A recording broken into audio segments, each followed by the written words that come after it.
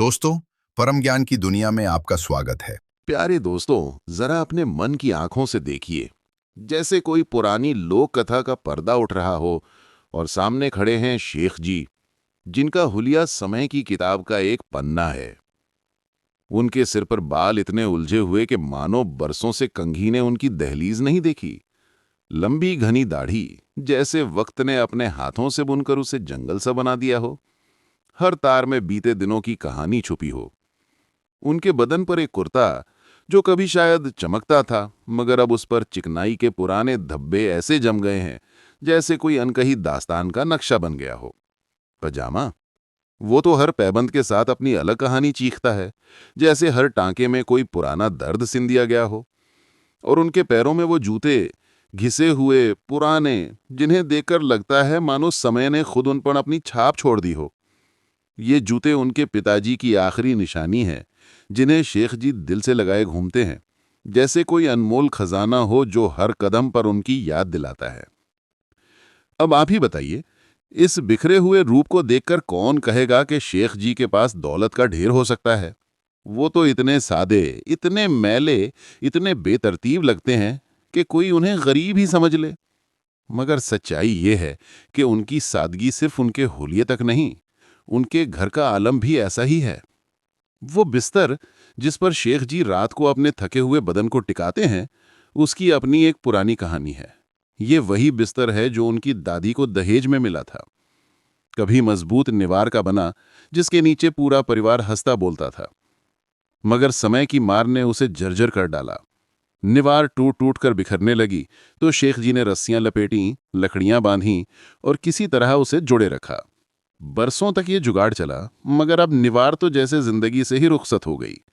बची हैं तो बस चरमराती रस्सियां और सटलियां, जो हर रात अपनी पुरानी कहानी को चीख चीख कर सुनाती हैं। उस बिस्तर पर एक गद्दा है, जो कभी चटक लाल रंग का था, मानो किसी नई दुल्हन की चुनरी, मगर अब धूल और मैल ने उसका रंग निगल लिया और वो लाल रंग कालेपन में ढल गया है। सिर रखो तो मिट्टी की बू के साथ गरीबी की कड़वाहट भी नाक में चढ़ती है। तकिए का हाल और भी दयनीय है। कभी उसमें मुलायम रुई थी, मगर अब वो सूखी घास से भरा है जो सिर रखते ही चुभता है, जैसे नरमी ने उसे हमेशा के लिए अलविदा कह दिया हो। और रजाई, उसकी कहानी तो और भी गहरी है। वो रजाई कोई साधारण रजाई नहीं, बल्कि एक पूरे दौर की निशानी है। सुना है ये कभी लखनऊ के नवाब रजब अली के खानदान से आई थी, जो बाद में दिल्ली आकर बसे। एक जमाने में ये रजाई रेशम सी मुलायम थी, फूलों की खुशबू से महकती थी। मगर अब वो जगह जगह से फट चुकी है, उसका कपड़ा उधड़ा हुआ है, जैसे समय ने उस पर अपने बोझ लाद लाद कर उसे थका दिया हो। वो रजाई जो अब जगह जगह से फट चुकी है, जिसके कपड़े के धागे उधड़ उधड़ कर बाहर झांक रहे हैं, जैसे पुराने सपनों के टुकड़े हवा में तैर रहे हों। मगर शेख जी उसे आज भी बड़े प्यार से अपने ऊपर ओढ़ते हैं, जैसे वो कोई साधारण रजाई नहीं, बल्कि उनके दिल की कोई पुरानी याद हो। उनके लिए ये रजाई सिर्फ सर्दी से बचाने का साधन नहीं, बल्कि एक ऐसी निशानी है जो उन्हें उनके बीते हुए कल से जोड़े रखती है। बात उन दिनों की है जब शेख जी कभी कभार नवाब रजब अली के घर चले जाया करते थे। कभी यूं ही गपशप के लिए, तो कभी उनकी महफिल में चाय का घूंट लेने या हुक्के का कश खींचने। एक दिन की बात है, नवाब साहब के पिताजी का देहांत हो गया। उनके जाने के बाद नवाब साहब ने बड़े शानदार तरीके से कुरान पढ़वाई और अपने पिताजी की चीजें, कपड़े, जूते, छड़ी और बाकी सामान गरीबों में बांट दिया। महफिल में बैठे लोग नवाब साहब की दरियादिली की तारीफ करते नहीं थक रहे थे। एक हफ्ता बीत गया, नवाब साहब अपने कमरे में बैठे अपने पिताजी की यादों में खोए थे। तभी उनके मन में एक ख्याल आया, अरे, पिताजी की वो रजाई तो रह गई जो सर्द रातों में उनके ऊपर ममता की तरह छा जाया करती थी। उन्होंने फौरन शेख जी को बुलाया और कहा, शेख जी, अगर कोई गरीब गुरबा दिखे तो मुझे बताना। मैं चाहता हूं कि ये रजाई भी किसी के काम आए। शेख जी ने उस वक्त तो चुप्पी साध ली, होठों पर हल्की सी मुस्कान सजाई और मन ही मन कुछ सोचते रहे। 2 दिन बीत गए। तीसरे दिन वो नवाब साहब के दरवाजे पर पहुंचे और बड़े सम्मान से बोले, नवाब साहब, वो रजाई मुझे दे दीजिए। हमारे मोहल्ले में एक बूढ़ा रहता है, बेचारा सारी रात सर्दी में ठिठुरता है। मैं चाहता हूं कि वो रजाई उसे मिल जाए ताकि उसकी रातें कुछ सुकून से कटें। नवाब साहब को उनकी बात पर यकीन हो गया। उन्होंने रजाई मंगवाकर शेख जी को सौंप दी। मगर जैसे ही रजाई उनके हाथ आई, शेख जी का असली इरादा सामने आ गया। वो उसे अपने घर ले गए और बड़े गर्व से अपने उस पुराने खानदानी बिस्तर पर बिछा दिया। बैठकर बार बार उसकी नरमी को छूकर देखा और अपनी चतुराई पर मन ही मन मुस्कुराए। दिल में कहते, वाह क्या अकल पाई है, दूसरों को मूर्ख बनाना भी एक अलग मजा है। 2 महीने यूं ही बीत गए। एक दिन नवाब साहब का रास्ता शेर जी की गली से होकर गुजरा। न जाने क्या ख्याल आया कि उनका मन मचला और उन्होंने शेख जी के दरवाजे पर दस्तक दे दी। शेख जी भागते हुए बाहर आए, सिर नंगा, पैरों में जूते नहीं, जल्दबाजी में थे, मगर नवाब साहब को बड़े आदर से अंदर ले गए।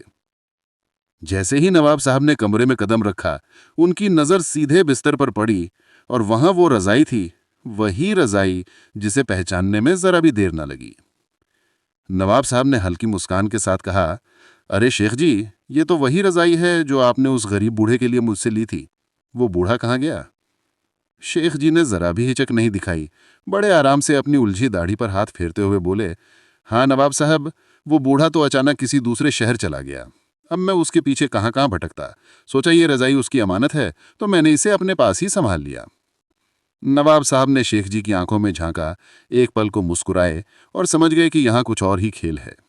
ये शेख जी की कंजूसी और चालाकी थी जिसने उन्हें ये रजाई झूठ बोलकर हासिल करवाई। मगर नवाब साहब बड़े दिल वाले थे, उन्होंने सोचा कि ऐसे इंसान से बहस का क्या फायदा। वो चुप रहे, मन ही मन सोचते हुए कि चलो रजाई तो गई, पर शेख जी की असलियत तो सामने आ गई। अब उस रजाई का हाल सुनिए जिसे शेख जी ने इतनी चतुराई से लिया था। इसके हर टांके में जैसे कीड़े मकोड़े बस्ती बसा चुके थे। रजाई की सिलवटों में खटमल अपने अपने ठिकाने बना चुके थे। रात को जब शेख जी इसे ओढ़ते तो मानो कीड़ों की बारात जाग उठती। मगर क्या मजाल के शेख जी को कभी ख्याल आए कि इसे धुलवा दें या कम से कम धूप में डाल दें। उनके लिए शायद ये भी फिजूल खर्ची थी। उनके घर का माहौल भी ऐसा ही था।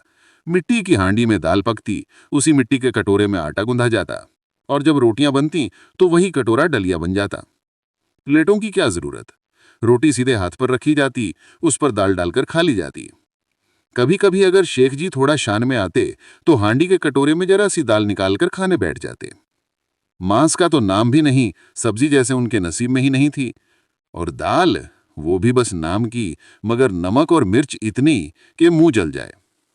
शेख जी कहते, मिर्च ज्यादा हो तो खाने वाला जल्दी जल्दी निगल लेता है, पेट जल्दी भर जाता है, और घी ना होने का दुख भी नहीं सताता। मगर एक बात तो माननी पड़ेगी, हांडी में भले ही घी की एक बूंद ना डाली जाए, पर खाने की मेज, जो असल में जमीन पर बिछी एक पुरानी चादर थी, वहां एक छोटे से प्याले में थोड़ा सा घी जरूर रखा रहता। कोई उसे चखे ना चखे, वो घी वहां ऐसे सजा रहता जैसे नवाबी शान की निशानी हो। उसकी मौजूदगी से शेख जी को सुकून मिलता कि हाँ, उनके घर में घी तो है। और नहाने का तो जैसे शेख जी ने कोई वादा ही नहीं किया था। उनके लिए नहाना शायद कोई जरूरी काम ही नहीं था। महीनों बीत जाते और शेख जी के बदन पर मैल की ऐसी परत जम जाती मानो कोई कारीगर उसे देख ले तो दीवार की सजावट समझ बैठे। हाँ, कभी कभार अगर नहाने की नौबत आ ही जाती तो उनके मन में एक नई चाह जागती, आज तो नहा लिया, अब कुछ लजीज खाना भी मिलना चाहिए। मगर जेब में तो एक फूटी कौड़ी भी ना होती। अब सवाल ये था कि स्वादिष्ट खाना आएगा कहाँ से। बस फिर क्या, उनका दिमाग नई तरकीब तलाशने लगता। वो अपने मैले कपड़े झाड़ पोंछ कर शहर की गलियों में निकल पड़ते। जहां कहीं दावत का दस्तरख्वान बिछा दिखता, जहां खाने पीने की महक हवा में तैरती, शेख जी वहां जा धमकते। बड़े हुनर से पास बैठे शख्स से ऐसी बातें शुरू करते जैसे बरसों पुराने दोस्त हों। उनकी बातों में ऐसी मिठास और रवानी होती कि मेजबान को लगता ये तो जरूर साथ आए होंगे। इस तरह शेख जी दावत में शामिल हो जाते और बड़े मजे से थाली भर भर कर खाते। एक दिन की बात है, 9 लोग सारे साफ सुथरे कपड़ों में शान से कहीं जा रहे थे। शेख जी की नजर उन पर पड़ी और उनके मन में लालच का लड्डू फूटा।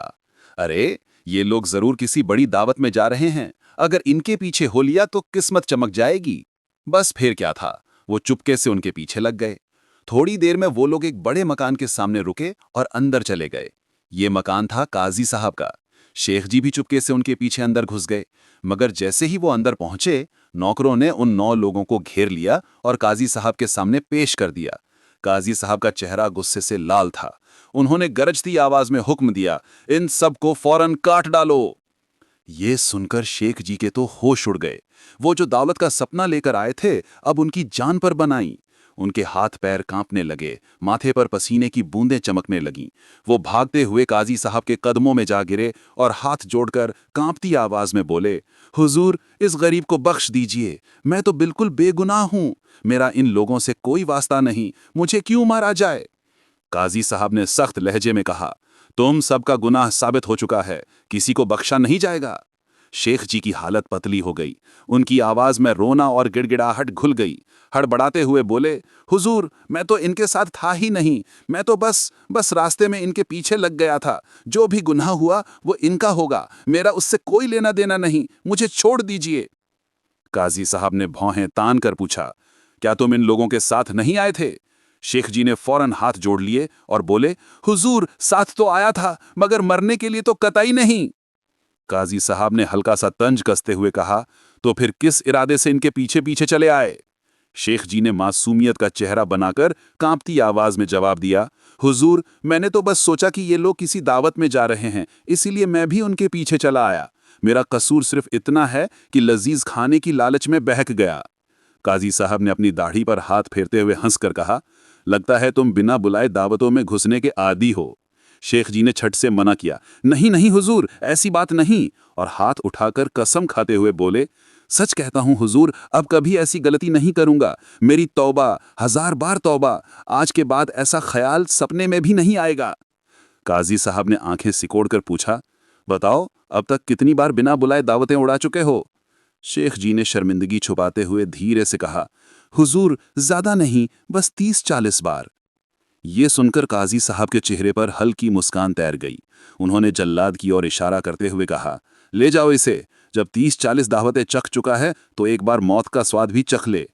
ये सुनते ही शेख जी की सांसें थम गईं, उनका शरीर कांपने लगा, हाथ पैर ढीले पड़ गए और वो जोर जोर से रोते हुए जमीन पर गिर पड़े। बिलखते हुए बोले, हुजूर, माफ कर दीजिए, मेरी तौबा, 1000 बार तौबा, अब कभी ऐसी गलती नहीं करूंगा। मेरे छोटे छोटे बच्चे बेसहारा हो जाएंगे, मेरा घर उजड़ जाएगा, भगवान के लिए मुझे बख्श दीजिए। उनकी हालत देखकर काजी साहब के होंठों पर हल्की मुस्कान आई। नरम स्वर में बोले, चुप रहो और ये बात गांठ बांध लो कि अब कभी मुफ्त के खाने की ओर आंख भी नहीं उठानी। जाओ, आज तुम्हारी जान बख्शी जाती है। ये सुनते ही शेख जी को लगा जैसे डूबते को किनारा मिल गया। उनकी जान में जान आई। वो जमीन से उठे, काजी साहब के पैर छूने लगे और हजारों दुआएं देते हुए घर की राह पकड़ी। रास्ते भर भगवान का शुक्र मनाते रहे कि इस बार जान भी बची और इज्जत भी। उस दिन के बाद शेख जी ने कभी बिना बुलाए किसी दावत में कदम नहीं रखा। हाँ, अगर कहीं से दावत का न्योता आ जाता तो फिर वो जरूर पहुंच जाते, चाहे सर्दी की ठिठुरती रात हो या गर्मी का तपता दिन, बारिश हो या तूफान। मगर जाते वक्त एक पुरानी छतरी जरूर साथ लेते और उस छतरी के नीचे बड़े हुनर से 2-4 शीरमाल की रोटियां, एक प्याला कढ़ाई का सालन और थोड़ा सा कोरमा या जर्दा छुपा लाते। लोग उनकी सादगी पर गौर करते, मगर उनकी चालाकी पर किसी की नजर न पड़ती। उनकी पुरानी छतरी के नीचे छुपा खजाना, शीरमाल की रोटियां, सालन का प्याला और कोरमा या जर्दा किसी की नजरों से बचा रहता। यूं ही बरसों बीत गए। शेख जी दावतों में जाते, पेट भर खाते और अपनी छतरी के जादू से खाना घर ले आते, और आज तक कोई उनकी इस चालाकी को पकड़ न सका। उनकी दौलत का राज भी उतना ही गुप्त था। सब जानते थे कि शेख जी अपनी कमाई को घर में ही छुपाते हैं, ना बैंक पर भरोसा, ना किसी और पर। मगर ये खजाना कहाँ दफन है? कमरे की दीवारों के किसी छेद में, पुरानी चादरों के नीचे या लकड़ी के पुराने संदूक में, ये कोई न जान सका। शेख जी भी यही चाहते थे कि ये राज राज ही रहे। एक दिन की बात है, वो रोजा रखे बाजार से लौट रहे थे। कंधे पर लकड़ियों का एक बड़ा सा गट्ठर था और उसमें बड़े हुनर से अशर्फियों की थैली छुपाई थी। उन्हें यकीन था कि कोई शक न करेगा, मगर किस्मत का खेल देखिए। रास्ते में ना जाने कब कहां वो थैली गट्ठर से सरक कर जमीन पर गिर गई और शेख जी को भनक तक ना लगी। घर पहुंचकर जब उन्होंने गट्ठर खोला, लकड़ियां अलग की, तो उनकी आंखें फटी की फटी रह गईं। थैली गायब। एक पल को उनकी सांस अटक गई, चेहरा पीला पड़ गया, हाथ कांपने लगे। बड़बड़ाते हुए बोले, हाय, ये क्या अनर्थ हो गया। घबराहट में वो दरवाजे से बाहर निकल पड़े और मोहल्ले वालों से एक एक कर पूछने लगे, भाइयों, किसी ने रास्ते में अशर्फियों की थैली देखी? मेरी मेहनत की कमाई है, भगवान के लिए बता दो। मगर मोहल्ले वाले जो शेख जी की हरकतों से पहले ही तंग थे, हंसते हंसते टालने लगे। एक बोला, क्या समझ रखा है, हम तेरी थैली के चौकीदार हैं। दूसरा बोला, अब नुकसान हुआ तो हम पर क्यों इल्जाम लगा रहा है। इन कड़वे जवाबों से शेख जी का दिल टूट गया। मन ही मन सोचने लगे, हाय, ये दुनिया कितनी बेरहम हो गई। काफी देर चुप रहने के बाद उनके दिमाग में एक तरकीब सूझी।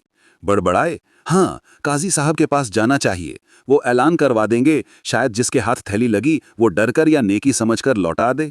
ये सोचकर उन्होंने हाथ उठाए, दुआ मांगी, ए भगवान, काजी साहब के दिल में रहम डाल दे, मेरी फरियाद सुन ले और मेरी मुसीबत आसान हो जाए। हजार उम्मीदों के साथ वो काजी साहब के दरवाजे पर पहुंचे। अंदर घुसते ही झुककर सलाम किया। काजी साहब के सामने शेख जी बड़े अदब से हाथ बांधे खड़े थे।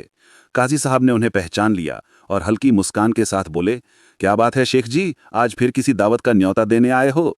शेख जी घबराए, नहीं नहीं हुजूर, बात कुछ और है। मेरी एक थैली अशरफियों से भरी रास्ते में कहीं गिर गई है। मैं आपसे गुजारिश करने आया हूं कि ऐलान करवा दें ताकि जिससे मिली हो वो लौटा दे। काजी साहब ने हंसकर कहा, अच्छा, तो तुम चाहते हो कि मैं तुम्हारी थैली के लिए ढिंढोरा पिटवाऊं? मगर बताओ, जो शख्स थैली लौटाए उसे क्या इनाम दोगे? शेख जी ने एक पल सोचा और बोले, हुजूर, मैं एक अशरफी दे दूंगा। काजी ने भौहें चढ़ाएं और मजाकिया लहजे में कहा, बस एक अशरफी? ये सौदा तो कुछ पतला है। अगर 10 अशरफियां दो तो मैं ऐलान करवा दूं। शेख जी का दिल बैठ गया, मगर लालच ने उन्हें मजबूर किया। आवाज में कांप और चेहरे पर मजबूरी लिए बोले, ठीक है हुजूर, मैं 10 अशरफियां देने को तैयार हूं, बस मेरी थैली लौटा दीजिए। काजी साहब ने ऐलान करवा दिया कि जो कोई ये थैली लौटाएगा उसे 10 अशरफियां इनाम में मिलेंगी। शेख जी घर लौटे और बेचैनी से इंतजार करने लगे। हर दस्तक पर उनका दिल धड़कता, मगर थैली का कोई अता पता न था।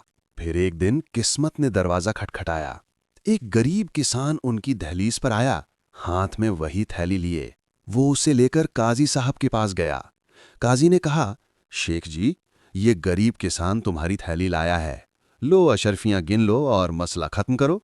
शेख जी ने झपट कर थैली ली, एक एक अशरफी गिनी, मगर अचानक उनकी आंखों में गुस्सा और हैरानी की चमक उभरी।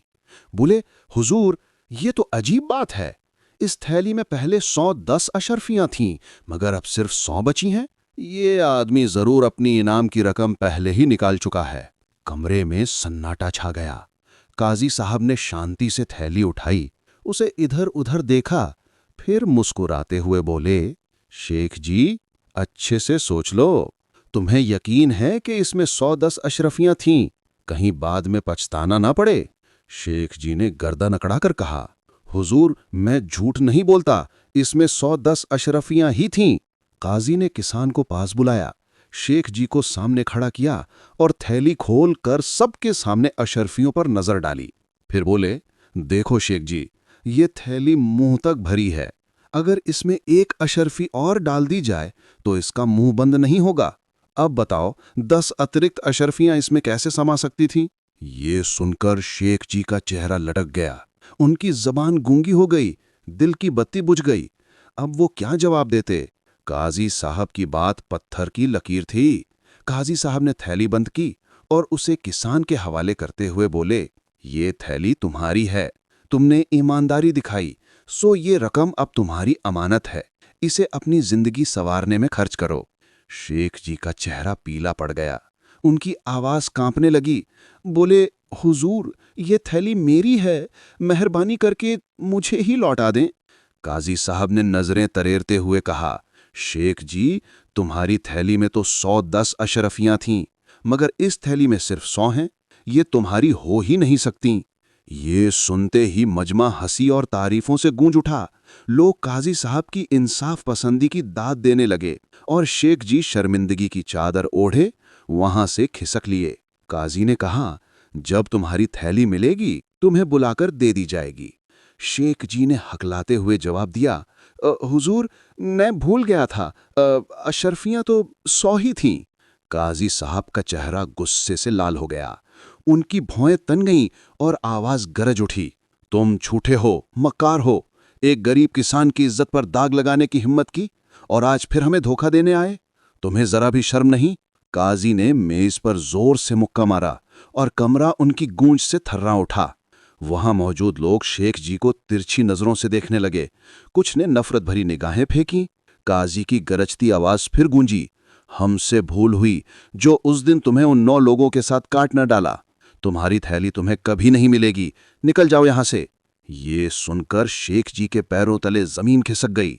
वो आंसुओं से भीगे चेहरे रोते बिलखते अदालत से बाहर निकले। उनके कदम लड़खड़ा रहे थे, जैसे कोई सहारा छिन गया हो। रास्ते भर अपनी किस्मत को कोसते रहे, आंखें धुंधला रही थीं। घर पहुंचकर वो अपने पुराने बिस्तर पर धड़ाम से गिर पड़े, मानो उनके दिल पर कोई भारी पत्थर रख दिया गया हो। उनकी हालत उस बाप के जैसी थी जो अपनी जवान बेटी को खोकर लौटा हो। शर्मिंदगी का बोझ उनके लिए असहनीय था। सांसें टूट टूट कर आ रही थीं। 100 अशरफियों की थैली क्या गई? उनका सुकून, उनका चैन सब रेत की तरह हाथों से फिसल गया।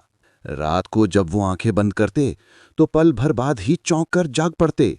अंधेरे कमरे में देर तक बैठे सिसकते रहते, कभी जमीन पर हाथ मार मार के रोते। दिन के वक्त भी वो उदास और खामोश रहने लगे, जैसे उनकी जबान छिन गई हो। धीरे धीरे उनकी हालत ऐसी हो गई मानो वो महीनों से बीमार हों। चेहरा पीला पड़ गया, शरीर कमजोर हो गया और दिल हर वक्त बोझ से दबा रहता। उनकी बेगम ये सब देखती तो अंदर ही अंदर टूट जाती। सोचती, ये शख्स जिसे मैंने हमेशा मजबूत और चतुर देखा, आज एक थैली के गम में टूटकर बिखर गया।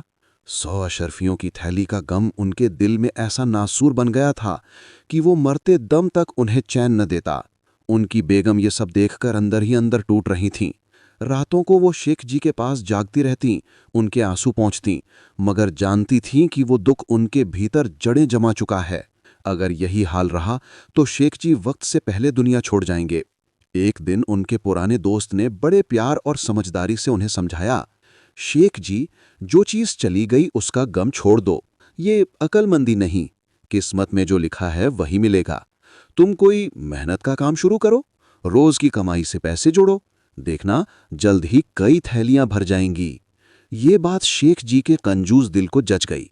मनी मन खुश हुए। हाँ, बिना मेहनत के खजाने नहीं मिलते। इस उम्मीद के सहारे उन्होंने घर का दरवाजा बंद किया और मजदूरी या नौकरी की तलाश में निकल पड़े। शहर की गलियों में वो दुकान दुकान भटकते, कभी किसी दर्जी की दुकान पर, कभी किसी व्यापारी के पास जाकर बड़े अदब से कहते, भाई अगर कोई काम हो तो मुझे रख लो। मगर हर बार जवाब एक ही मिलता, हमें किसी की जरूरत नहीं।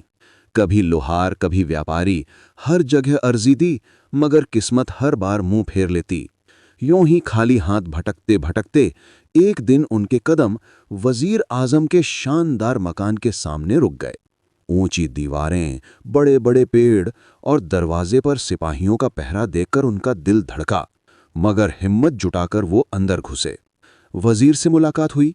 वजीर ने एक नज़र उनके फटे पुराने कपड़ों, झुकी कमर और परेशान चेहरे पर डाली और समझ गए कि ये कोई बेहद गरीब और ज़रूरतमंद है। दया भरे लहजे में मुस्कुराते हुए वजीर बोले, शेख जी, बादशाह सलामत को एक ऐसे शख्स की तलाश है जो महल के बड़े घंटे की देखभाल करे। अगर तुम चाहो तो मैं तुम्हारी सिफारिश कर सकता हूं। शेख जी ने हैरानी से आंखें झपकाईं और पूछा, क्या मुझे वो घंटा खुद बजाना होगा? वजीर हंस पड़े, नहीं, तुम्हें दारोगा बनाया जाएगा। घंटा बजाने के लिए दूसरा आदमी होगा। तुम्हारा काम बस इतना कि सही वक्त पर उसे हुक्म दो कि घंटा बजा दे। शेख जी की आंखें खुशी से चमक उठीं। बोले, मुझे ये नौकरी मंजूर है। वजीर ने गंभीर होकर कहा, मगर याद रखना, इस नौकरी के लिए कई लोग कोशिश कर रहे हैं। हर कोई बादशाह के करीब रहना चाहता है। मैं सिर्फ उसी की सिफारिश करूंगा जो वक्त का पक्का और ईमानदार हो। ये सुनकर शेख जी के दिल में जैसे रोशनी की किरण जागी। मन ही मन सोचा, अब किस्मत का रुख बदल रहा है। अगर ये नौकरी मिल गई तो दिन फिर जाएंगे और थैलियां सचमुच भर जाएंगी। उनकी हालत ऐसी हो गई थी कि नौकरी के लिए तरसते फिरते थे। एक दिन वो बड़ी विनम्रता से वजीर के दरवाजे पर पहुंचे और बोले, हुजूर, अगर मैं 8 दिन आपके यहाँ मुफ्त काम कर लूं तो फिर मुझे नौकरी पर रख लीजिए। वजीर को उनकी मासूम सूरत और गिड़गिड़ाहट पसंद आई। वो बोले, ठीक है शेख जी, तुम मेरे यहाँ काम करो। बस यों ही शेख जी वजीर के घर नौकर बन गए और बाजार के छोटे मोटे कामों में जुट गए। कुछ दिन बीते तो एक दिन वजीर ने उन्हें पुकारा, शेख जी सुनो, हमें अपने नाम की एक मोहर बनवानी है। बाजार का हिसाब है, हर अक्षर के लिए 2 रुपए। मेरा नाम है मोहसिन, यानी 4 अक्षर, कुल 8 रुपए में मोहर बन जाएगी। शेख जी की आंखें चमक उठीं। मन ही मन सोचने लगे, अगर 8 रुपए में कुछ बचा लिया तो शाम को अच्छा खाना भी खा लूंगा। वो बोले, हुजूर आप निश्चिंत रहें, मैं 8 रुपए लेकर मोहर बनवा लाऊंगा। वजीर ने 8 रुपए उनके हाथ में रखे और हिदायत दी, देखो शेख जी, मोहर पर सिर्फ मोहसिन लिखवाना, मोहसिन अली खान लिखवाया तो नाम बहुत लंबा हो जाएगा। शेख जी ने रुपए जेब में डाले और बाजार की ओर चल पड़े। गलियों में शोर, दुकानों पर चहल पहल, हर तरफ कारीगर अपने औजारों के साथ काम में डूबे थे। शेख जी एक एक मोहर बनाने वाले के पास गए, भाव पूछा, मगर हर दुकानदार ने साफ कहा, साहब 2 रुपए प्रति अक्षर, इससे कम नहीं। शेख जी का दिल बैठ गया। सोचा, अगर पूरे 8 रुपए दे दिए तो हाथ खाली रह जाएंगे। कुछ देर इधर उधर परेशान घूमते रहे, फिर उनके दिमाग में तरकीब सूझी। एक दुकान पर जाकर बोले, भाई एक मोहर बनाओ, नाम है 3 अक्षरों का, मैं 6 रुपए दूंगा। दुकानदार चौंका, साहब नाम क्या है?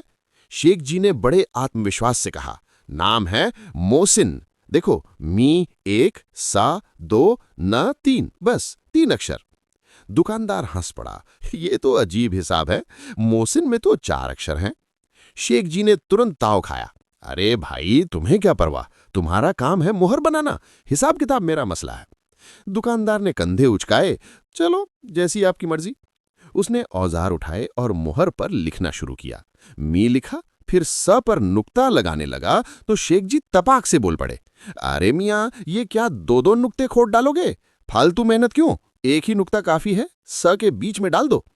दुकानदार ने हैरानी से देखा, फिर हंसते हुए बोला, आज तो अनोखे ग्राहक मिले। खैर, उसने स के बीच एक नुक्ता डाला और मोहर तैयार कर दी। शेख जी ने जेब से 6 रुपए निकाले, दुकानदार को थमाए और मन ही मन खुश हुए कि 2 रुपए बचा लिए। दुकानदार ने मोहर पर स्याही लगाकर कागज पर छाप दिखाई। मोहसिन का नाम कुछ टेढ़ा मेढ़ा अजीब सा बना था, जैसे किसी बच्चे ने जल्दबाजी में लिख डाला हो।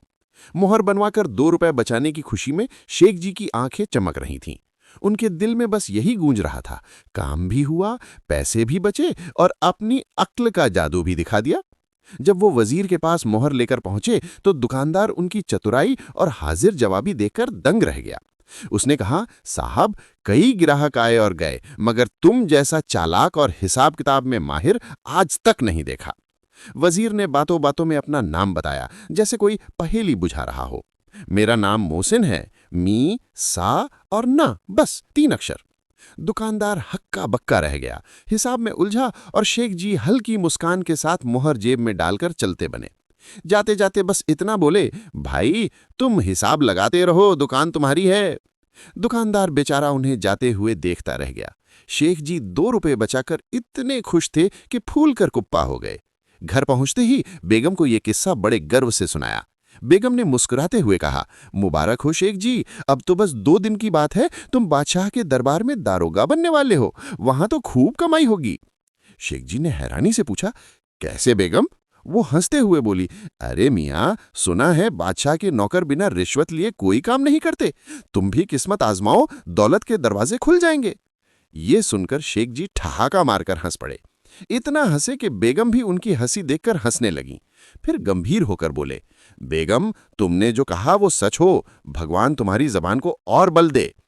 और सचमुच कुछ दिन बाद वजीर ने सिफारिश करके शेख जी को बादशाह के दरबार में नौकरी दिलवा दी। उनका काम था हर 60 मिनट के बाद दरबार में घंटी बजवाना, ताकि बादशाह को वक्त का हिसाब रहे। अब सुनिए, इस बादशाह की जिंदगी भी कम अजब नहीं थी। उनकी 7 बेगम थीं और हर बेगम का अपना शानदार महल। हर महल की अपनी रौनक, अपनी सजावट, जो देखने वाले को मंत्रमुग्ध कर देती। बादशाह दिन भर दरबार के कामों और प्रजा की समस्याओं में उलझे रहते, मगर जैसे ही काम खत्म होता वो एक एक करके हर बेगम के महल में जाते। हर घंटी की आवाज के साथ वो एक महल छोड़कर दूसरे की ओर बढ़ते। 7 बेगम के दिल में एक ही ख्वाहिश, काश बादशाह उनके पास ज्यादा देर रुकें, उनकी बातें सुने, उन्हें प्यार दें। मगर घंटी की आवाज जैसे वक्त का पहिया थी जो रुकने का नाम न लेती। हर मुलाकात बस 60 मिनट की मेहमान थी।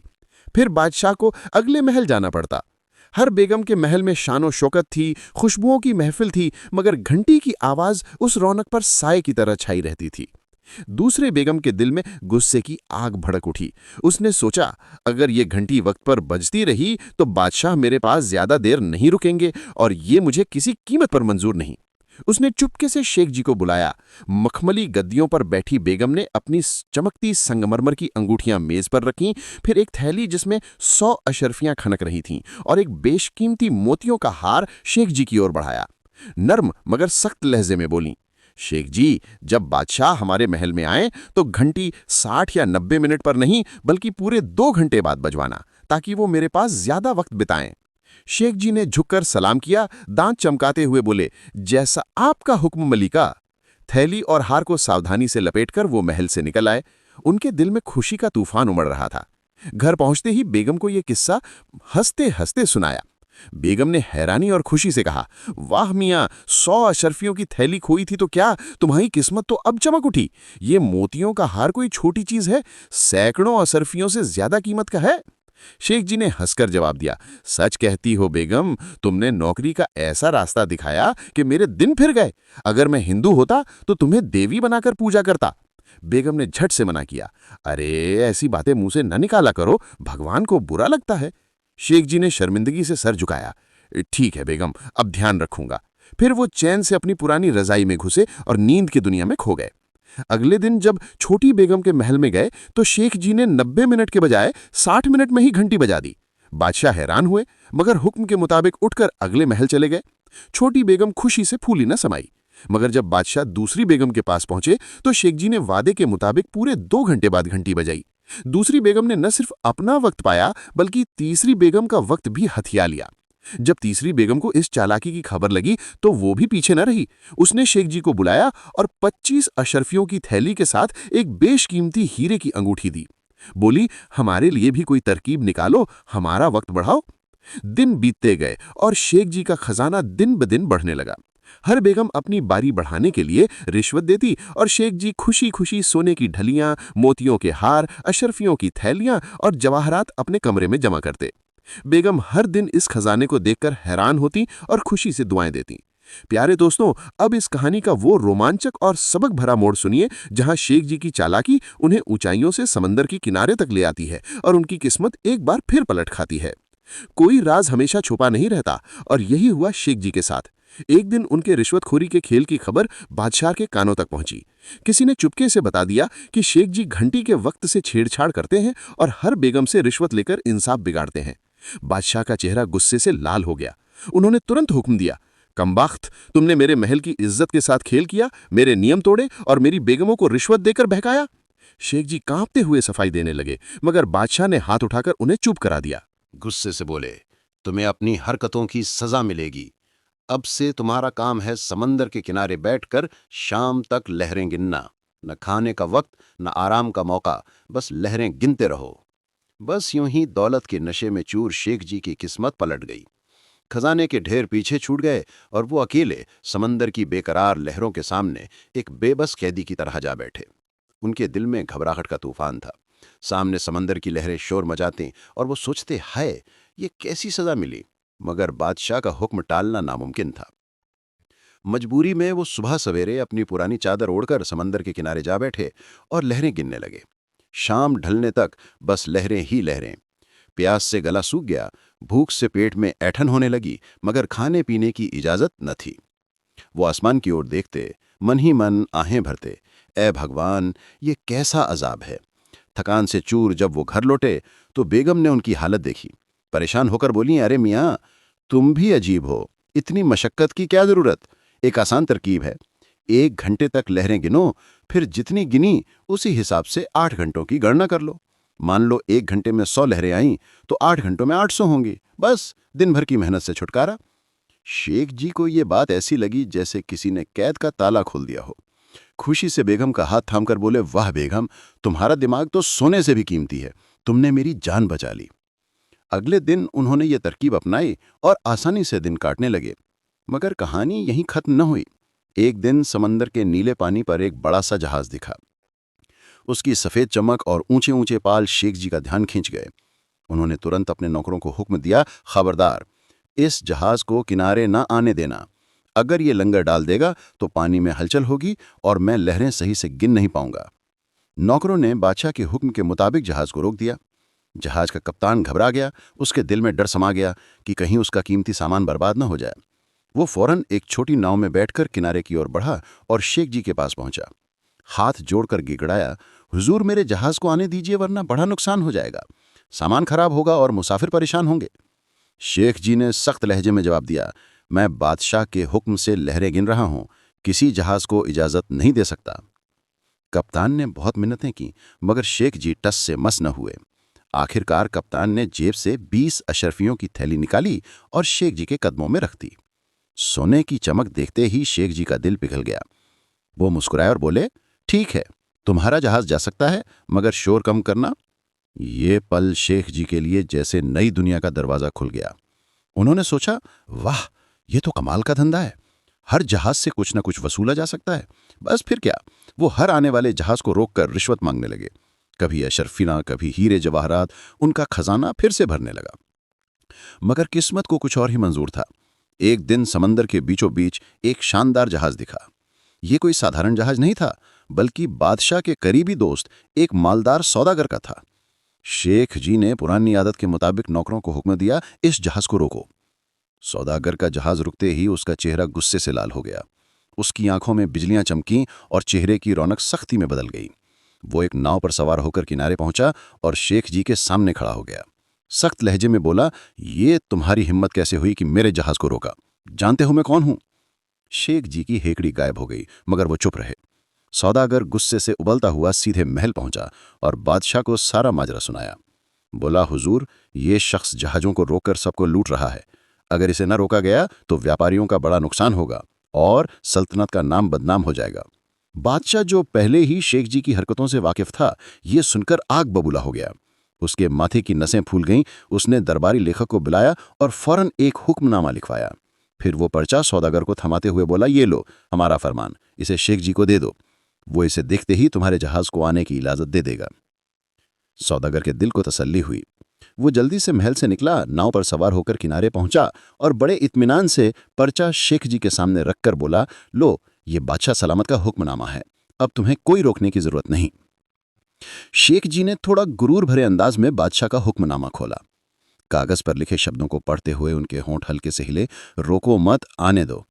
मगर तभी उनके दिमाग में एक नई चाल सूझी। आंखें सिकोड़कर सौदागर की ओर देखा और बोले, इसमें क्या लिखा है? सौदागर ने बड़े अदब से जवाब दिया, हुजूर, लिखा है कि जहाज को मत रोको, आने दो। शेख जी ने सख्त लहजे में कहा, क्या तुम्हारा दिमाग खराब हो गया है? लिखा है रोको मत, आने दो, यानी जहाज यहीं रुकेगा, ना आगे बढ़ेगा ना पीछे हटेगा। ये सुनकर सौदागर के चेहरे पर घबराहट छा गई। वो जानता था कि जहाज रुका तो नुकसान भारी होगा। आखिरकार उसने जेब से 40 अशरफियों की थैली निकाली और शेख जी के कदमों में रख दी। बोला, बस हुजूर, अब रहम कीजिए और जहाज को जाने दीजिए। सोने की चमक देखते ही शेख जी का दिल फिर से सुनिए। सोने की चमक देखते ही शेख जी का चेहरा खिल उठा और उन्होंने जहाज को जाने की इजाजत दे दी। वो नरम पड़ गए और हाथ हिलाकर नौकरों को हुक्म दिया, चलो, जहाज को जाने दो।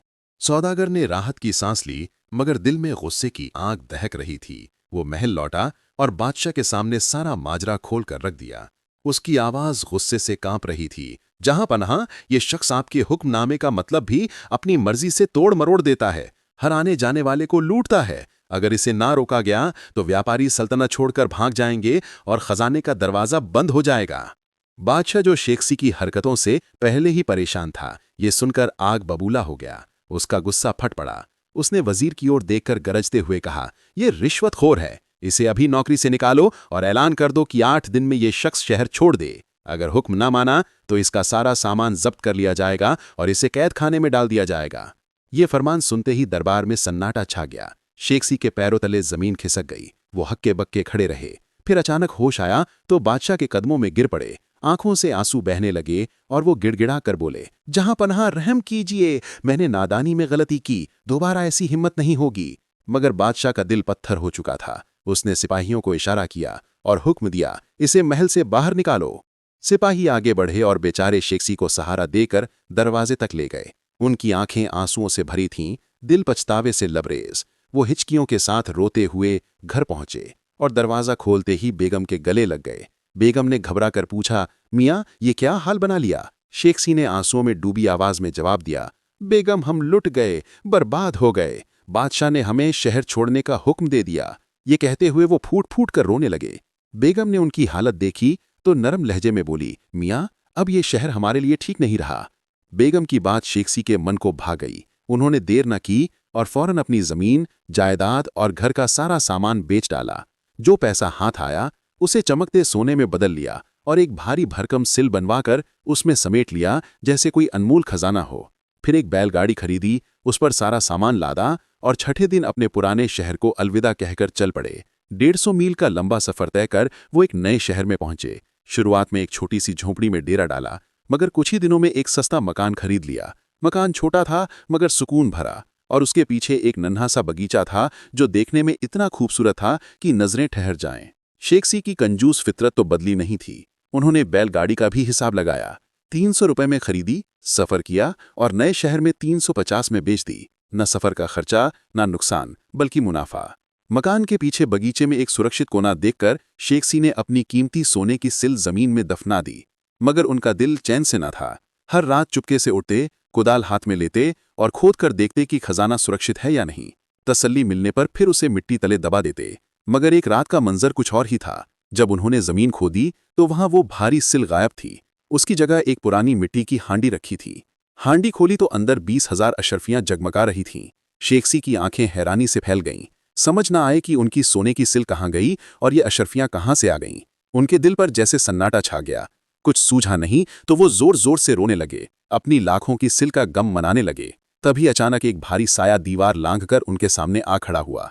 वो एक डाकू था, काले कपड़ों में लिपटा, आंखों में अजीब सी चमक लिए। नरम मगर गहरे लहजे में बोला, शेखसी क्यों रोते हो? शेखसी ने आंसू पहुंचे और कांपती आवाज में कहा, मेरी खजाने की सिल कोई चुरा ले गया, उसी का गम मुझे खाए जा रहा है। डाकू हंसा, मगर उसकी हंसी में कड़वाहट थी। बोला, दौलत भगवान इसलिए नहीं देता कि तुम उसे जमीन में दफना कर सड़ा दो, वो इसलिए देता है कि तुम अपनी जरूरतें पूरी करो, दूसरों की मदद करो, गरीबों और बेसहारों का सहारा बनो। दौलत को रोक कर रखने का कोई फायदा नहीं, उसे चलन में लाओ, तभी उसका असली कमाल है। अगर कारोबार करो तो ना सिर्फ तुम्हारा बल्कि सैकड़ों लोगों का पेट भर सकता है, मगर तुमने उसे दफना दिया जैसे वो तुम्हारे साथ कब्र में जाएगी। डाकू ने गहरी सांस ली और कहा, अगर तुम्हें अपनी दौलत से इतना ही प्यार है तो इसके ऊपर एक भारी पत्थर रख दो, क्योंकि तुम्हारे लिए सोना और पत्थर एक जैसे हैं। डाकू की बातें शेखसी के दिल में तीर की तरह चुभीं। उनके चेहरे पर अजीब सा भाव उभरा। वो बोले, भाई ये मेहनत की कमाई है, इस पर किसी और का क्या हक? डाकू ने हल्की मुस्कान के साथ जवाब दिया, यही तुम्हारी भूल है शेखसी, दौलत ना तुम्हारी है ना मेरी, ये तो भगवान की अमानत है। मगर तुम जैसे कंजूस न खुद इसका फायदा उठाते ना दूसरों को उठाने देते। मरते वक्त भी तुम यही सोचते हो कि हाय मेरी दौलत किसके पास जाएगी, ये खजाना साथ क्यों ना ले जा सका। ये शब्द शेखसी के सीने में चाकू की तरह उतरे। वो कुछ देर खामोश रहे, फिर धीमे स्वर में बोले, तुम ठीक कहते हो, अगर ये सोना मुझे वापस मिल जाए तो मैं वादा करता हूं कि अब ऐसे काम करूंगा जिनसे दूसरों का भला हो, ना कि सिर्फ मेरा। डाकू ने आंखों में सख्ती और नरमी का मिश्रण लिए कहा, सुनो, ये 20,000 अशर्फियां इसी मकसद के लिए रखी गई हैं। इनसे एक मकान खरीदो और वहां एक स्कूल खोलो जहां बच्चे भगवान की किताब और अच्छे कामों की सीख लें। यकीन मानो, इससे तुम्हारे पुराने गलत काम धुल जाएंगे और तुम्हारे नाम अच्छे कर्म जुड़ जाएंगे। शेखसी ने सर झुकाकर कहा, तुम्हारी नसीहत अनमोल है, मैं इस पर जरूर अमल करूंगा। डाकू ने उन्हें समझाया और वादा लिया कि वो कंजूसी और लालच छोड़ देंगे। जाते जाते चेतावनी भी दी, अगर तुमने वादा तोड़ा और दौलत को सीने से लगाए रखा तो याद रखना, मैं फिर आऊंगा और सब छीन लूंगा। शेखसी ने सब्र का दामन थामा और सोचने लगे कि इस दौलत को सही रास्ते पर कैसे लगाया जाए। कुछ ही दिनों में उन्होंने 20,000 अशर्फियों में से 3,000 खर्च कर एक सुकून भरा मकान खरीदा।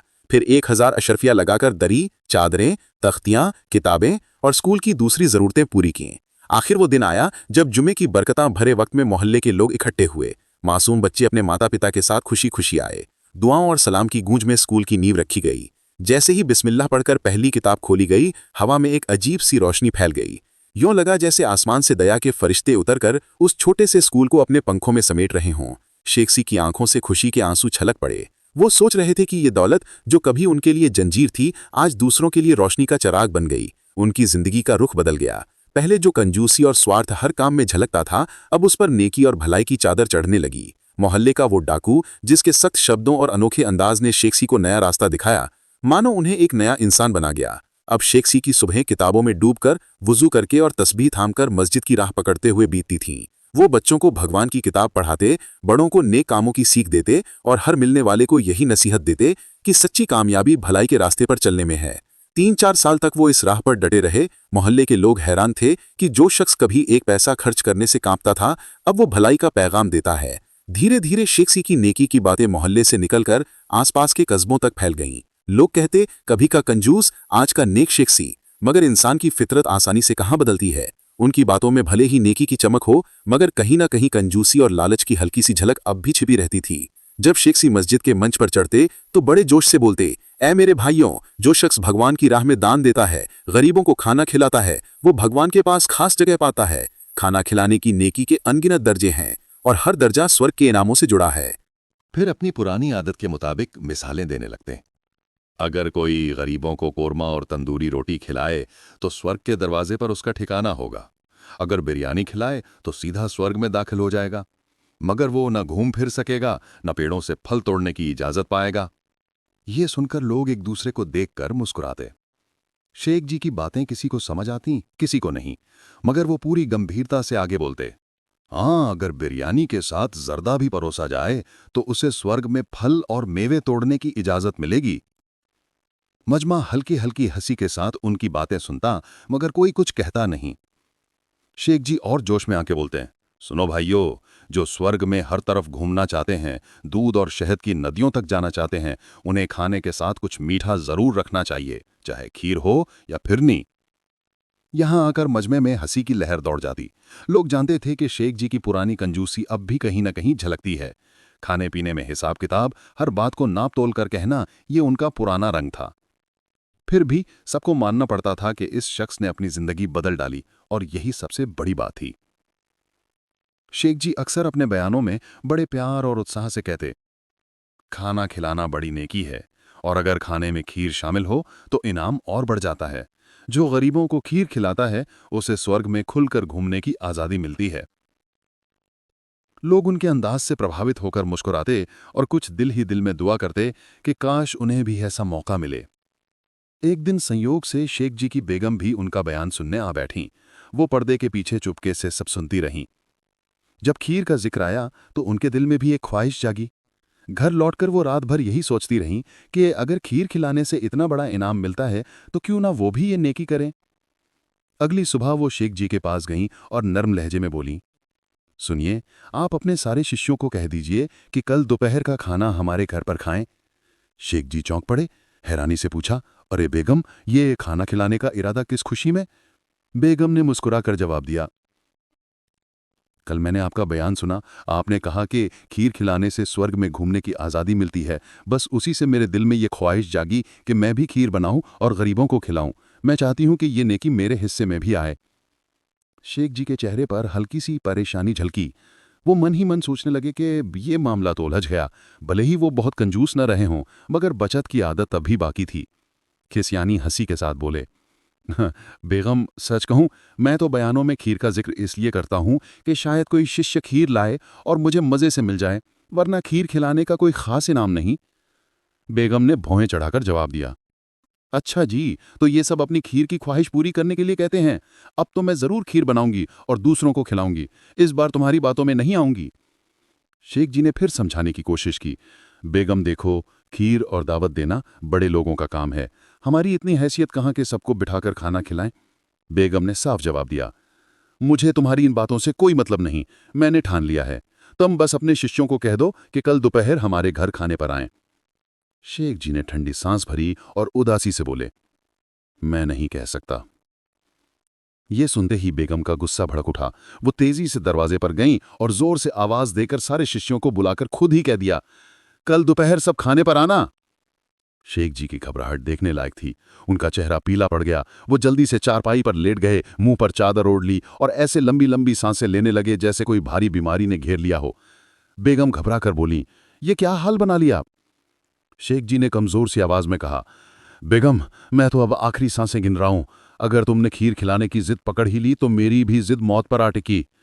बेगम ने गुस्से और हट से जवाब दिया, अगर मरना ही है तो मर जाओ, मगर ये याद रखो, मैं खीर जरूर बनाऊंगी। क्या ये इंसाफ है कि गली मोहल्ले के लोग खीर खाकर स्वर्ग के भागों में चले जाएं और मैं जो घर की औरत हूं स्वर्ग के दरवाजे तक न पहुंच सकूं? शेख जी ने आंखें बंद करा, भाई बस समझ लो शेख जी मर गया। ये सुनते ही बेगम ने हाथ झटका और बोली, बहुत अच्छा हुआ, अब मैं शिष्यों को बुलाती हूं ताकि कफन दफन का इंतजाम हो जाए। वो जोर से रोने का नाटक करते हुए चिल्लाई, अरे लड़कों, तुम्हारे मौलवी साहब लेटे थे मगर किस्मत ने पल भर की मोहलत ना दी और वो बेचारे मर गए। जल्दी करो, कोई नहलाने वाले को बुलाए, कोई कब्र खुदवाए, कोई कफन लाए। शिष्यों ने ये खबर सुनी तो उनकी आंखें भर आईं। कुछ ने सर पकड़ लिया, कुछ आंसू पहुंचने लगे। गम का बोझ उनके दिलों पर छा गया। 2 शिष्य मस्जिद की ओर दौड़े, नहलाने वाले को बुलाने। 2-3 कब्रिस्तान की ओर भागे, कुदाल और मजदूर लाने। बाकी बाजार गए कफन खरीदने। उधर नहलाने वाला तख्ता लेकर आ पहुंचा। शिष्यों ने रोते हुए अपने उस्ताद को धीरे से उठाकर तख्ते पर लिटाया। कमरे में सन्नाटा छा गया। रोने धोने की आवाजें गूंजने लगीं। कोई प्रार्थना पढ़ रहा था, कोई आंसू पहुंच रहा था। नहलाने वाले ने पानी का बर्तन भरा और जैसे ही शेख जी पर पानी डाला, चौंक कर पीछे हट गया। बोला, ये क्या माजरा? मरे हुए का शरीर तो गर्म है, ये कैसा मरा हुआ? कमरे में एक पल को सन्नाटा छा गया। शिष्य एक दूसरे को देखने लगे। बेगम ने पर्दे के पीछे से झटके से कहा, बेवकूफ हो तुम सब, मौलवी लोग मरने के बाद भी जिंदा रहते हैं, गुनहगारों के शरीर ही ठंडे पड़ते हैं। नहलाने वाला चुप हो गया। शिष्यों ने सिर झुका लिया जैसे कोई गहरी बात सुन ली हो। मगर शेख जी जो तख्ते पर पड़े थे, ये सब सुनकर मन ही मन कुड़ रहे थे कि बेगम के चक्कर में अब सचमुच कफन दफन की नौबत ना आ जाए। जैसे ही सूरज पहाड़ों के पीछे डूबा, आसमान सुनहरे और लाल रंगों में रंग गया। घर के आंगन में एक अजीब सी माहौल बन गया। रोने की आवाजें, हलचल और फुसफुसाहट का शोर चारों ओर गूंज रहा था। तख्ते पर पड़े शेख जी ने धीरे से आंखें उठाईं, शाम की ठंडी हवा को महसूस किया। उनकी हर धड़कन जोर जोर से गूंज रही थी, जैसे जिंदगी अब भी उनसे कुछ कहना चाहती हो। हर कपड़े की सरसराहट, दूर से आने वाली आवाज शेख जी के दिल में एक अजीब सी सिहरन पैदा करती थी। उनके मन में डर और उत्सुकता एक साथ उमड़ रहे थे। वो जानते थे कि बेगम ने यह खौफनाक नाटक पूरे जोश के साथ रचा है और शिष्य उन्हें सचमुच मरा हुआ समझ रहे हैं। मगर दिल की एक धड़कन ये भी कह रही थी कि शायद ये पल उनकी जिंदगी को हमेशा के लिए बदल दे। पर्दे के पीछे बेगम ने अपनी चादर ठीक की और मुस्कुराकर बोली, हाँ, अब शिष्य शेख जी की असलियत जान लेंगे। मगर शेख जी की चालाकी और होशियारी अभी जिंदा थी। उनके होंठों पर हल्की सी मुस्कुराहट तैर गई, जैसे वो सोच रहे हों कि इस रात का सबसे मजेदार सच क्या है। आंगन में शिष्य इधर उधर दौड़ रहे थे। 2 बाजार गए कफन लाने, 3 ने बागीचे के किनारे कब्र खोदने का इंतजाम किया। एक लड़का बार बार तख्ते के पास आकर देखता कि कहीं शेख जी की सांसें तो नहीं चल रहीं। सबके दिलों में डर और हैरानी का मिश्रण था। वो अपने उस्ताद को गौर से देख रहे थे, हर हरकत पर घबराए हुए। शेख जी के मन में एक अजीब सा सुकून भी था। वो जानते थे कि शिष्य और बेगम उनकी चालों के पीछे चल रहे हैं और ये वक्त उन्हें अपनी चतुराई दिखाने का मौका दे रहा है। धीरे से उन्होंने आंखों में शरारत भरी और सोचा, अब वक्त है इस खेल का जवाब देने का। बेगम पर्दे के पीछे से फिर बोली, बेवकूफ लोग, मौलवी लोग मरने के बाद भी जिंदा रहते हैं, गुनहगारों के शरीर ही ठंडे पड़ते हैं। ये सुनकर नहलाने वाला रुक गया और शिष्य कुछ पल को खामोश हो गए। मगर शेख जी की आंखों की चमक और मुस्कान ने सबको यकीन दिला दिया कि वो सचमुच जिंदा हैं। ये सारी हलचल सिर्फ एक सबक के लिए थी। अचानक शेख जी ने धीरे से सिर हिलाया और बोले, शिष्यों, रुक जाओ, ये सब एक सबक था। कभी अपनी अक्ल और दिल की ताकत को कम न समझो। और बेगम, तुमने मुझे मारने की धमकी दी मगर मैं जीत गया।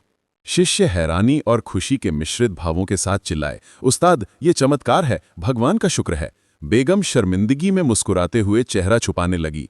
शेख जी ने तख्ते से उठकर शिष्यों और बेगम को नसीहत दी, याद रखो, नेकी और डर दोनों जिंदगी का हिस्सा है, मगर अक्ल और सब्र के बिना कोई काम पूरा नहीं होता। आज का यह सबक तुम्हारे दिलों में हमेशा रहना चाहिए। यूं शाम की सुनहरी रोशनी में शेख जी ने न सिर्फ शिष्यों को सबक दिया बल्कि खुद भी नए जोश के साथ खड़े हुए। वो जानते थे कि जिंदगी में मुश्किलें और खेल दोनों आएंगे, मगर समझदारी और भलाई की राह पर चलने वाला हर मुश्किल से जीत जाता है। सुबह की धूप ने आंगन को सुनहरी रोशनी से भर दिया। शेख जी तख्ते पर बैठे अपने शिष्यों को देख रहे थे, जिनकी आंखें अभी भी हैरानी और डर से भरी थीं। रात के नाटक का असर उनके दिलों दिमाग पर छाया हुआ था।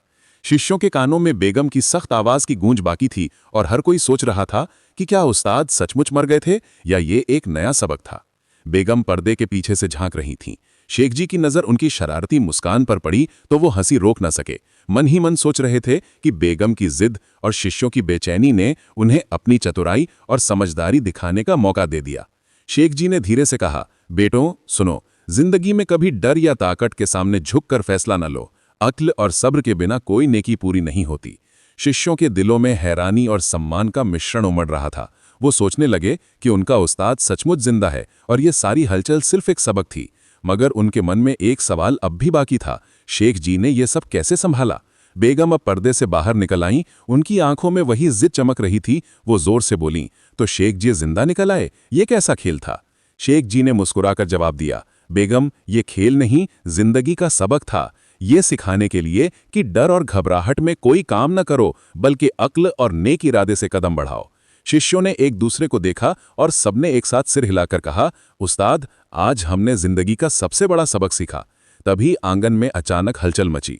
एक पड़ोसी भागता हुआ आया, सांस फूलते हुए बोला, शेख जी शहर में खबर फैल गई कि आप मर गए, लोग श्रद्धांजलि देने जमा हो रहे हैं। शेख जी की आंखों में शरारत भरी चमक उभरी। उन्होंने सोचा ये मौका तो काम का है। धीरे से शिष्यों की ओर इशारा करते हुए बोले, देखो जिंदगी में हालात के सामने कभी न झुको, बल्कि उन्हें अपने फायदे में मोड़ना सीखो। शिष्य समझ गए और उनके चेहरों पर नया हौसला चमक उठा। शेख जी ने फौरन एक योजना बनाई। शहर वालों को सच बताना, बेगम की जिद को काबू करना और नेकी के कामों को और बढ़ाना। उन्होंने ठान लिया कि आज से वो शिष्यों को खाने की दावत देंगे, भगवान की किताब पढ़ाएंगे और लोगों को भलाई की राह दिखाएंगे। जैसे ही उन्होंने कदम उठाया, आंगन में एक नई खुशबू, रोशनी और उम्मीद की लहर फैल गई। शिष्यों ने भी मन में संकल्प लिया कि वो अपने उस्ताद की तरह अक्ल और नेकी को अपनी जिंदगी का हिस्सा बनाएंगे और डर को कभी हावी नहीं होने देंगे। शेख जी अब सिर्फ उस्ताद नहीं, बल्कि एक जीता जागता सबक बन चुके थे। वो जानते थे कि जिंदगी की असली कामयाबी न दौलत में है, न ताकत में, बल्कि भलाई, सब्र और समझदारी में है। शिष्यों ने इस सबक को दिल में बिठा लिया। बेगम, जो हमेशा सख्त मगर प्यार भरी थीं, अब चुपके से शेख जी के सामने सिर झुका रही थीं। उसी शाम जब सूरज की आखिरी किरणें किनारे से टकराकर सुनहरी रोशनी बिखेर रही थीं, शेख जी ने शिष्यों के साथ मिलकर पहली बार खाने का इंतजाम किया। खीर की खुशबू हवा में फैल गई और आंगन में एक नई खुशी और सुकून छा गया। हर शिष्य, हर बच्चा और बेगम सबने इस पल को दिल से महसूस किया। ये पहला दिन था जब शेख जी ने अपनी जिंदगी की सच्चाई, समझदारी और नेकी की ताकत को सबके सामने रखा। शिष्य और बेगम दोनों समझ गए कि शेख जी की अक्ल, सब्र और प्यार ही उनकी सबसे बड़ी दौलत है। ये दौलत किसी डर या घबराहट से कभी कम नहीं हो सकती। सुबह की हल्की सुनहरी धूप ने आंगन के हर कोने को रोशन कर दिया। शेख जी तख्ते पर बैठे अपने शिष्यों को देख रहे थे, जिनकी दिलों में अब भी डर, हैरानी और सम्मान का अजीब सा मिश्रण था।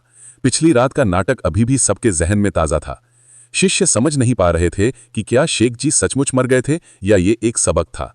बेगम पर्दे के पीछे से झांक रही थीं। शेख जी ने बेगम की शरारती मुस्कान को देखा और उनकी आंखों की चमक ने उसे तुरंत पहचान लिया। वो मन ही मन सोच रहे थे कि अब समय है शिष्यों को सच्चा सबक सिखाने का और बेगम को भी ये समझाने का कि अक्ल और नेक इरादे ही इंसान को कामयाब बनाते हैं। धीरे से बोले, बेटो सुनो, जिंदगी में कभी डर या घबराहट में फैसले न लो। अक्ल और नेक इरादों के बिना कोई भलाई पूरी नहीं होती। आज तुमने ये सबक सीखा। शिष्यों के चेहरों पर हैरानी और सुकून का मिश्रण था। वो देख रहे थे कि उनका उस्ताद जिंदा है और ये सारी हलचल सिर्फ एक सबक थी। उनके दिलों में सम्मान और डर का अजीब सा मेल उमड़ रहा था। बेगम ने पर्दा हटाकर सामने आते हुए कहा, तो शेख जी ये सब खेल था, अब जिंदा है? शेख जी ने मुस्कुराकर जवाब दिया, बेगम ये खेल नहीं, जिंदगी का सबक था। हालात के सामने झुकने की बजाय उन्हें समझकर अपने फायदे में मोड़ो। शिष्यों ने एक दूसरे को देखा और सबने एक साथ वन बोला, उस्ताद आज हमने जिंदगी का सबसे बड़ा सबक सीखा। तभी आंगन में हलचल मची। एक पड़ोसी भागता हुआ आया, सांस फूलते हुए बोला, शेख जी शहर में खबर फैल गई कि आप मर गए, लोग श्रद्धांजलि देने जमा हो रहे हैं। शेख जी की आंखों में चमक और मुस्कान ने शिष्यों को यकीन दिलाया कि यह सब एक सबक है। वो सोचने लगे अब वक्त है सच्ची भलाई और समझदारी का रास्ता दिखाने का। शिष्यों की ओर इशारा करते हुए उन्होंने कहा, आज से तुम्हें सीखना है कि भलाई, सब्र और समझदारी ही सबसे बड़ी दौलत है। दौलत, ताकत और डर कभी इंसान को पूरा नहीं करते। बेगम ने पर्दे के पीछे से झांकते हुए कहा, अब शिष्य भी ये सबक समझ गए होंगे। शेख जी ने हंसकर जवाब दिया, हाँ, और तुम भी। तुम्हारी जिद ने हमें सबको नया सबक दिया, मगर अक्ल और नेक इरादों के बिना कोई सबक पूरा नहीं होता। उसी शाम शेख जी ने शिष्यों के साथ मिलकर पहली बार खाने का इंतजाम किया। खीर की खुशबू हवा में फैल गई और आंगन में एक नई खुशी और सुकून छा गया। शिष्यों ने महसूस किया कि उनके उस्ताद की समझदारी और प्यार ही सच्ची दौलत है, जो किसी डर या घबराहट से कभी कम नहीं हो सकती। पहली बार खीर की थाली के सामने बैठकर शिष्यों ने शेख जी की बातें गौर से सुनी। शेख जी ने कहा, भलाई, सब्र और अक्ल के बिना इंसान सच्ची खुशी या कामयाबी नहीं पा सकता। हर बच्चा, हर शिष्य और बेगम ने इस पल को दिल से महसूस किया। यूं शाम की सुनहरी रोशनी में शेख जी ने न सिर्फ शिष्यों को सबक दिया, बल्कि खुद भी नए जोश के साथ खड़े हुए। वो जानते थे कि जिंदगी में मुश्किलें, डर और खेल आएंगे, मगर समझदारी और भलाई की राह पर चलने वाला हर मुश्किल से जीत जाता है। शिष्यों ने मन में ठान लिया कि वो अपने उस्ताद की तरह अक्ल, सब्र और भलाई को अपनी जिंदगी का हिस्सा बनाएंगे। बेगम, जो हमेशा सख्त मगर प्यार भरी थीं, अब चुपके से शेख जी के सामने सिर झुकाकर खड़ी थीं। वो दिल ही दिल में समझ गई थीं कि शेख जी की समझदारी, प्यार और ताकत ही उनकी सबसे बड़ी दौलत है। सुबह की हल्की सुनहरी धूप ने आंगन को सोने की चमक से भर दिया। शेख जी तख्ते पर बैठे अपने शिष्यों को देख रहे थे, जिनके दिलों में अब भी डर, हैरानी और सम्मान का मिश्रण था। पिछली रात का नाटक उनके जहन में ताज़ा था। बेगम पर्दे के पीछे से झांक रही थीं। शेख जी ने खीर की खुशबू में गहरी सांस ली और उनके चेहरे पर एक सुकून भरी मुस्कान थी। हर शिष्य के चेहरे पर हैरानी और खुशी की चमक थी। वो समझ गए थे कि उनके उस्ताद की समझ, सब्र और भलाई हर डर और घबराहट से बड़ी है। शेख जी ने जोर देकर कहा, बेटो, याद रखो, भलाई की राह आसान नहीं। कभी लोग तुम्हें समझेंगे, कभी गलत ठहराएंगे, मगर जो इंसान सब्र और अक्ल के साथ अपने काम करता है, वो हमेशा कामयाब होता है। शिष्यों ने एक साथ सिर हिलाकर संकल्प लिया कि वो अपने उस्ताद की तरह हर काम में समझदारी और भलाई को पहले रखेंगे। बेगम पर्दे के पीछे से खुशी से मुस्कुरा रही थीं। वो जान गई थीं कि शेख जी की ताकत और प्यार ही उनकी सबसे बड़ी दौलत है। अगले दिन शेख जी ने शहर के गरीबों और जरूरतमंदों को दावत दी। शिष्यों के साथ मिलकर उन्होंने खाने का इंतजाम किया। हर किसी को न सिर्फ खीर परोसी गई, बल्कि भलाई और प्यार की सीख भी दी गई। शेख जी ने बच्चों को भगवान की किताब पढ़ाई और बड़ों को दान और भलाई की अहमियत समझाई। पहली बार शिष्यों ने देखा कि उनके उस्ताद की बातें सिर्फ नसीहत नहीं, बल्कि अमल का सबक हैं। शेख जी ने कहा, अगर इंसान अपनी दौलत और अक्ल को दूसरों की भलाई में लगाए तो ये सबसे बड़ी पूजा है। शिष्यों ने इस सबक को दिल में बिठा लिया। बेगम चुपके से देख रही थीं और उनके मन में यकीन हो गया कि शेख जी सचमुच जीत गए हैं। कुछ दिन बाद शहर में एक बड़ा मेला लगा। शेख जी ने शिष्यों के साथ मिलकर मेले में एक छोटा सा स्कूल और भलाई का केंद्र बनाया। बच्चे, बुजुर्ग और जवान सब वहां आए। शेख जी ने उन्हें समझाया कि दौलत, ताकत और डर से बस पल की खुशी मिलती है, मगर भलाई और समझदारी हमेशा के लिए दिलों में सुकून देती है। शिष्य हैरान थे कि उनके उस्ताद न सिर्फ नसीहत देते हैं, बल्कि हर काम में सबक भी सिखाते हैं। एक दिन शेख जी ने बेगम से कहा, बेगम, तुमने जो नाटक रचा वो शायद मेरी जिंदगी का सबसे बड़ा सबक था। इसने मुझे याद दिलाया कि अक्ल और सब्र हर मुश्किल में काम आते हैं। बेगम ने शर्मिंदगी से सिर झुकाया, मगर उनके दिल में खुशी थी कि शेख जी ने उन्हें माफ कर दिया। दोस्तों, शेख जी की ये कहानी हमें सिखाती है कि भलाई, सब्र और अक्ल ही जिंदगी की असली दौलत हैं। अगर आपको ये कहानी पसंद आई, चैनल को लाइक करें, सब्सक्राइब करें और बेल आइकन दबाना ना भूलें, ताकि और ऐसी प्रेरक कहानियां आपके पास सबसे पहले पहुंचें। अपनी राय कमेंट्स में जरूर बताएं और इस कहानी को अपने दोस्तों के साथ शेयर करें, ताकि वो भी शेख जी के इस अनमोल सबक से कुछ सीख सकें। आइए मिलकर भलाई और प्रेरणा की कहानियां फैलाएं।